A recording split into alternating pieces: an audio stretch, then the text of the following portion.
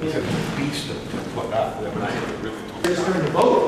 Now, Mr. Beaudry, are you actually advocating involving the Department of Homeland Security in the school system? No, there's grant money that's available through Homeland Security that we might be able to get access to put intercom systems and do some of the repairs that are needed in our buildings that may be considered a safety issue for our students and our faculty. So, if you're getting their money, though, doesn't that give them some control over your school?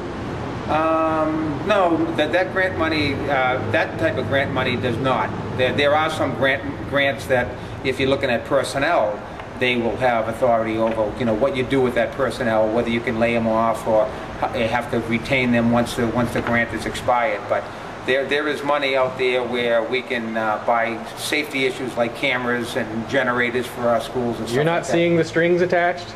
They must be there. They always are. Now, I don't disagree with you that comment, but right now I haven't seen it until we see. That's why we're bringing them forward, to see exactly what the grants are all about and what the ties are to get the grant. Now, you know they're the folks that run the TSA that molests children, right? I don't know that. You sure you want to bring them in? All right, take care. Take care. Hey, Ridley, how are you?